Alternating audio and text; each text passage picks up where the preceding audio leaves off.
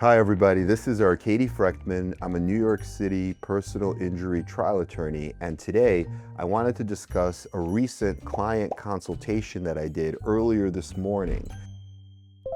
So this was an individual that went to a concert and there was a lack of security and he got injured severely due to people like doing a stampede, running, and he actually got stepped on into his head and he had a traumatic brain injury. And he hires a law firm, and the law firm promises him that they're going to take care of the case, they're going to do a good job, his case is going to be individual, they're going to know his medical records, know his condition, coordinate his care. But that turned out to be false. What happened is the lawyer sends him a letter saying, at this point, we're not going to be handling this case anymore. We as a firm decided we're going to refer the case and transfer it over to another firm.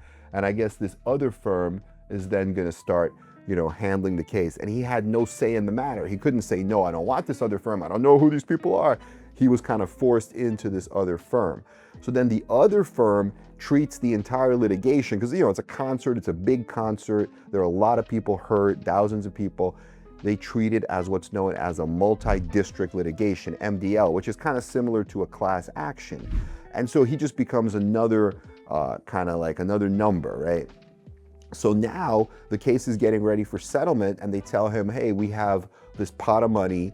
It's a lot of money for one person. It's not a lot of money for hundreds of people. And when you split it up, it only comes out to like, 50,000 or something each person, or maybe a little more than that. So it comes out to a really small amount for each person. And they're kind of telling him to take it.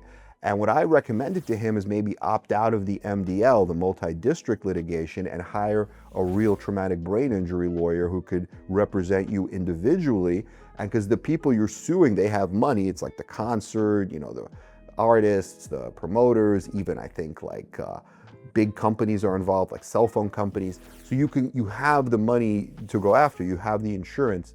So that's what I'm advising him to do. I'm going to try to help him. And he had a serious injury. He had a traumatic brain injury where he did a volume study known as a neuroquant, and it found really small percentages, which means that when you compare his brain volume to other people with the same education, the same age, which is known as a normative database, like thousands of other people, his is like in the 2 percentile, right? Compared to other people his age with his exact educational qualifications, which should not happen if there wasn't a brain injury, right? It doesn't just happen randomly. You'd be in like the 50th percentile or the 40th or the 60th. You wouldn't be in the 2 percentile. So that's a very powerful evidence to use at trial. He's also got MRIs. He has a neuroradiology treatment. He has gotten the diffusion tensor imaging, which shows like how the white matter tracts travel. Like if I have a thought, hey, I want to eat an apple, the thought will travel through neurons in your brain through the white matter,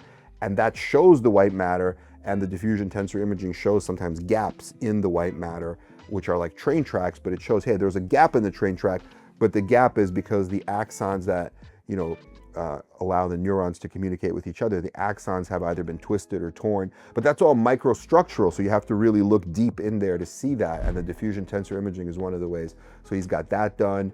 And and he also can do additional things, because this lawyer who was handling the case didn't even know anything about it. They're like, what, are you still even going to the doctor? Where have you gone? They're asking him, like, because they're just treating everybody the same and they have hundreds of people, they don't even know anything about him. So he could, for example, be worked up by going to another neurologist, doing additional neuro imaging, like there's functional MRIs, there's a lot of other things he can do. He could also get a neuropsychology treatment and do all the testing, to then the neuropsychology correlates the results of the testing with the neuroradiology and the neurology, so they all work together.